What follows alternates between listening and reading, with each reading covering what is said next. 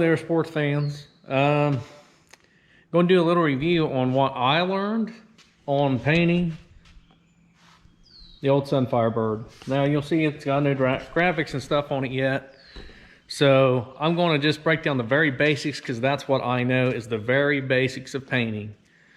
First off, you might want to go to a parts store like Barber's Auto in Lucasville and actually talk to some people that mix the paint, sell the paint.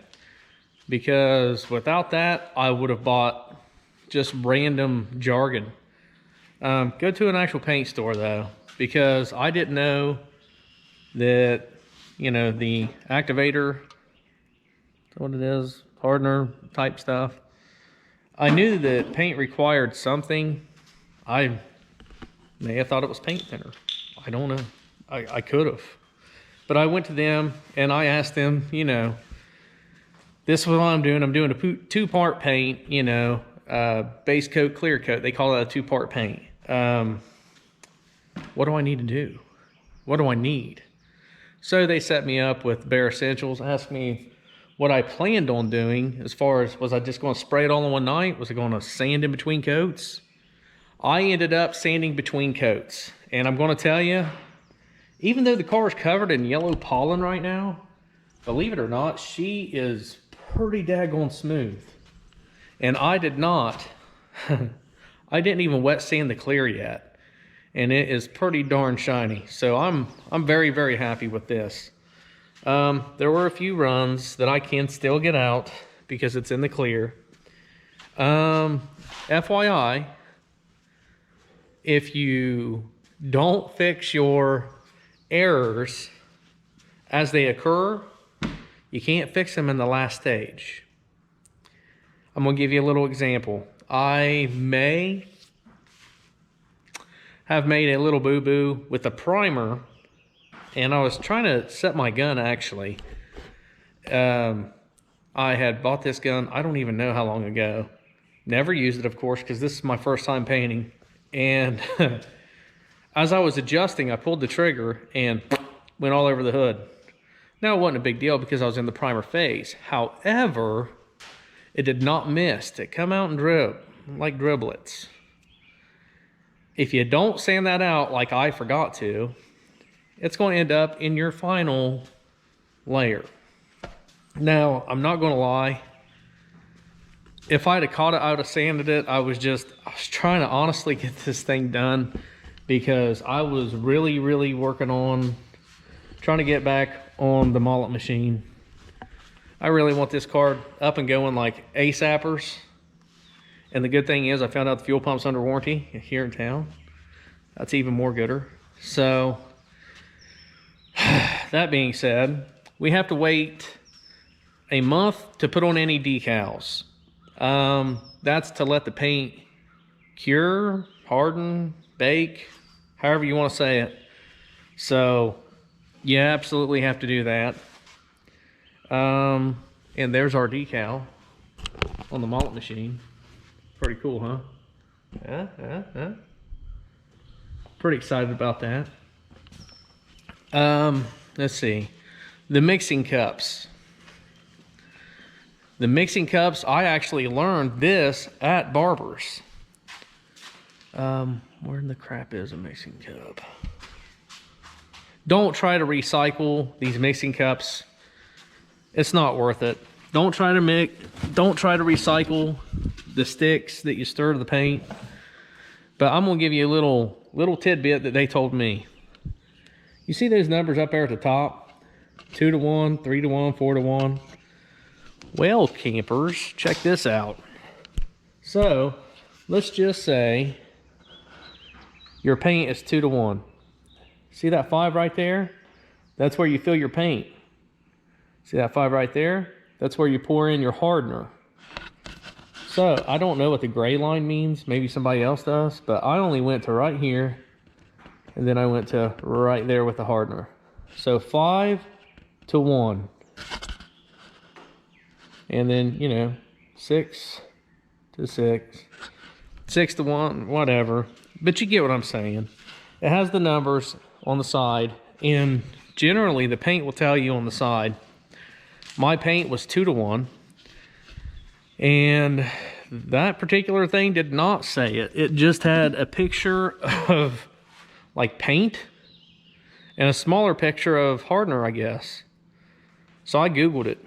The clear mixed 4 to 1, which is really good. So now I have enough clear to fix Mommy's hood on her car. So, and let's see.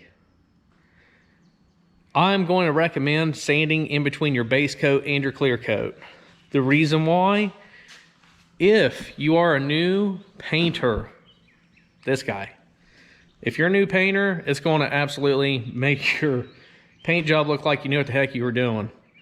And you're going to be able to get out those runs, for one. You don't want to run it to the floor, by the way. Don't do that. Let the run be the run. Apply plenty of paint, and then take you some 1500 wet sand. That's how I did it. However you guys do it, it's up to you. Wet sandpaper, and sand it. I'm gonna let you guys in on a little trick that I did. This is just me. You do you, I'm gonna do me, and it's gonna be all gooder. Where'd it go? There it is. I'm such a mess. I'm trying to get everything organized. But anyway, ooh, that was almost a mess. This here is the sander I bought from the Harbin Freight.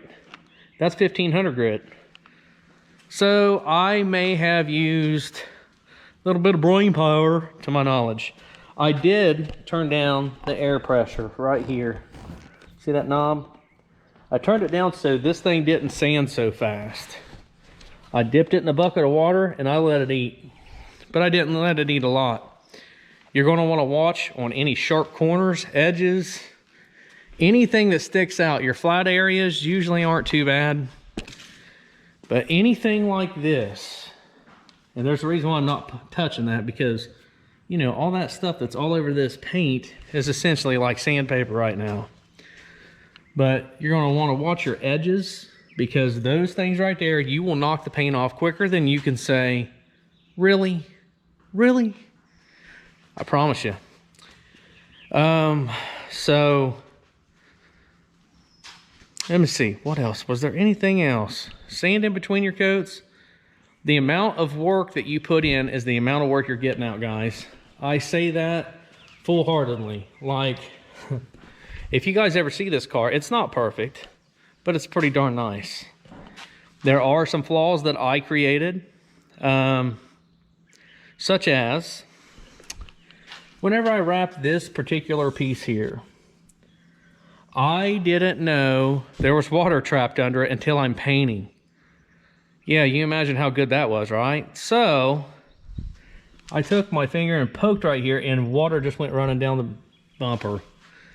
At that time, I stood back. I didn't get in a panic or any of that crap. I wanted to, but I let it run out. And at that time, I took a dry, just regular blue shop towel.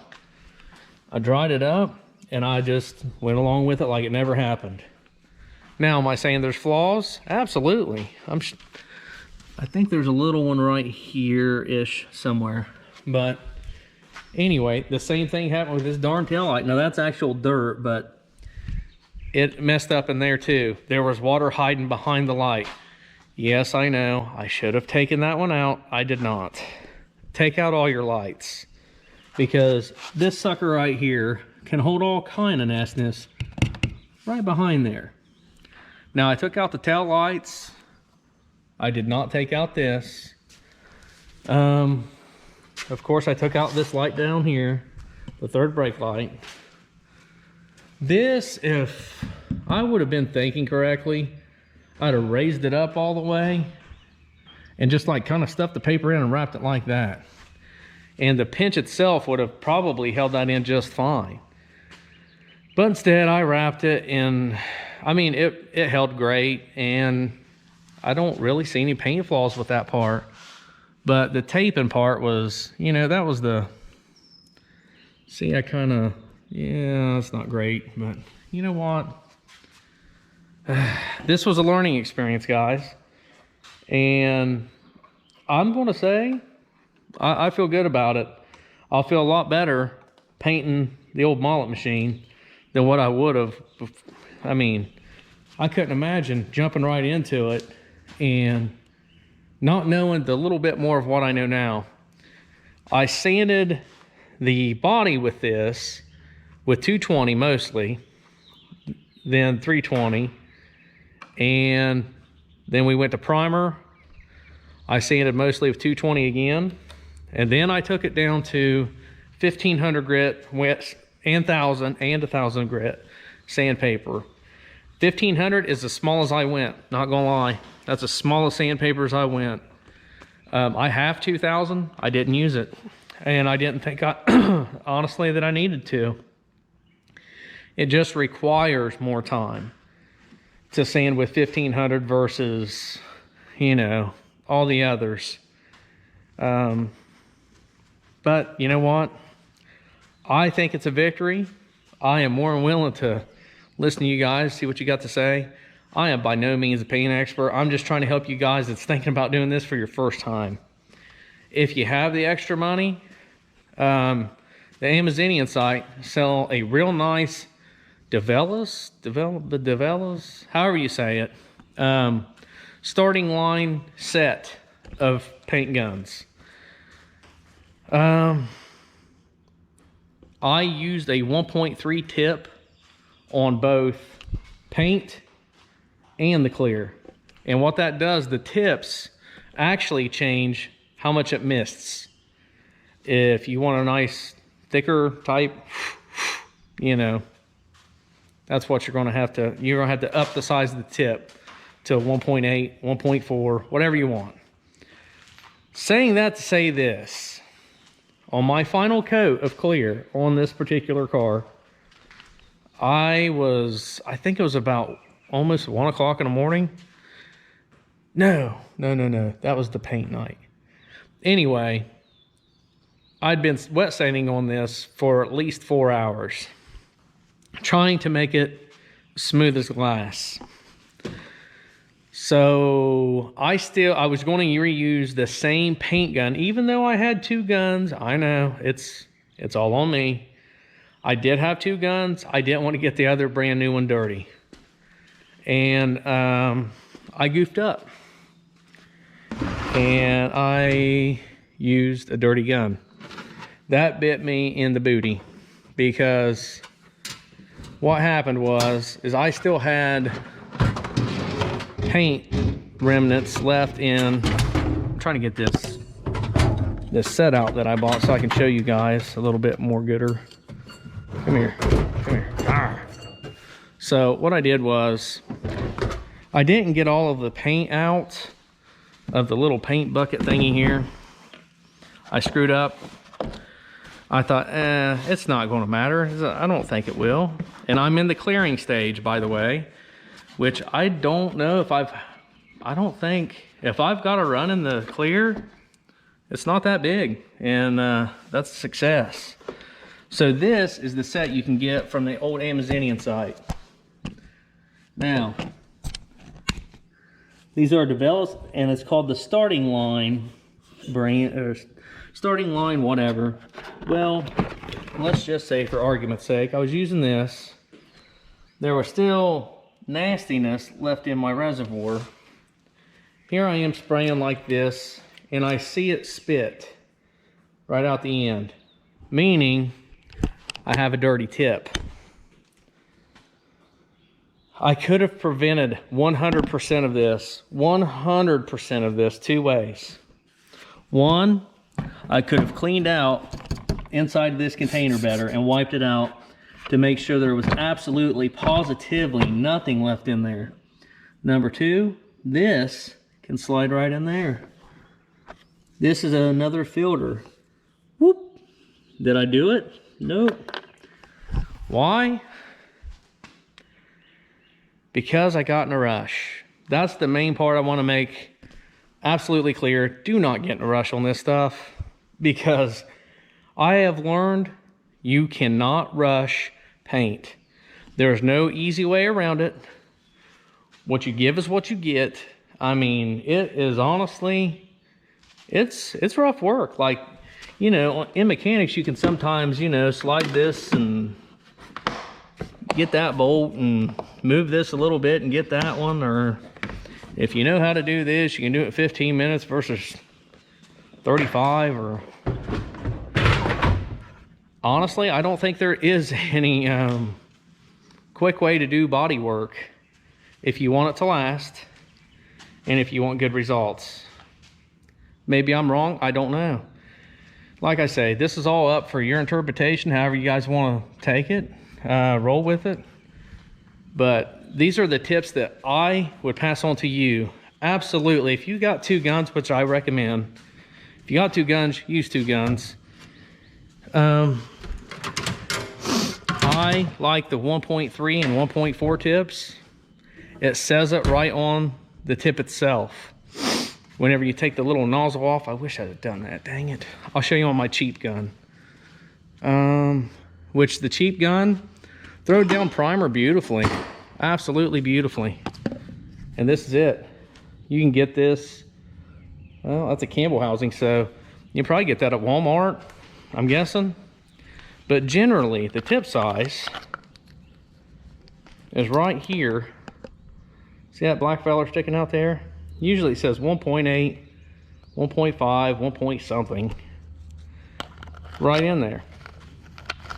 And there is one more thing I'm forgetting to tell you guys. Not on purpose, I'm just forgetting. Like I say, I'm not a painter. These two things back here, okay? This right here is for your trigger.